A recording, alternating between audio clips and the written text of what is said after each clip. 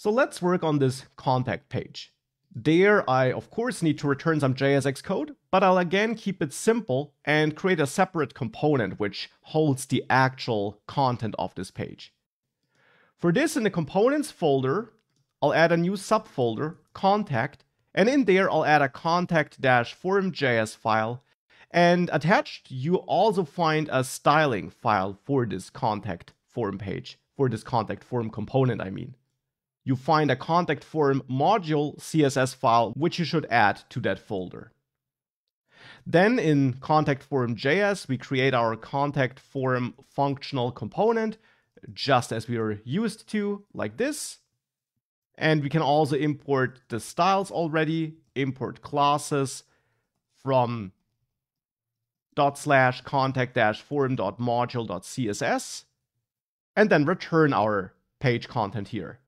So return a section with a class name of classes contact here, and then in that section, let's say a h1, not h2, but h1 tag, where we say something like, how can I help you?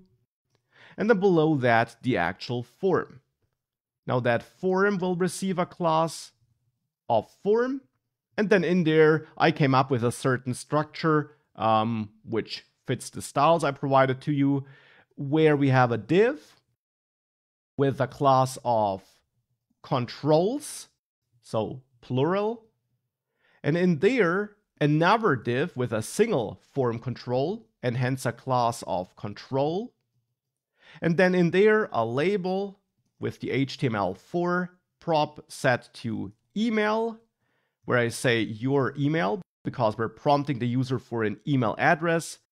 And below that, an input of type email with an ID of email, which is required, like this.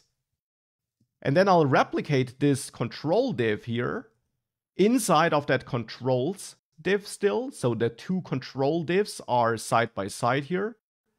And then here we have the name, and we change HTML4 to name and the ID to name, and it's still required, but the type is set to text. And then below that controls div, so not inside of it, but below it, I'll add another div with a class name of classes control, so singular again, with another label with a HTML4 prop set to message, where we say your message, and below that a text area with an ID of message and rows set to 5, like this. And then below that another div where I set the class to actions, where I want to have my submit button. So a simple button where I say send message. That's my form here. Now we can use that in the contact page and output contact form like this. Make sure to import it, of course. And if you save all of that and reload that contact page, you should see that contact form here. Now that's a basic form. The goal now is that when we send our form, we send it to an API route, and then there we store it in a database.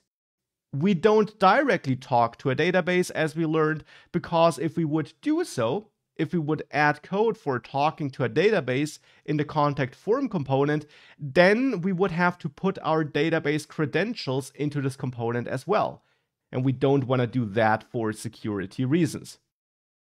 Hence, we'll do it the other way and add our API route plus the code to talk to that API route in the next lecture.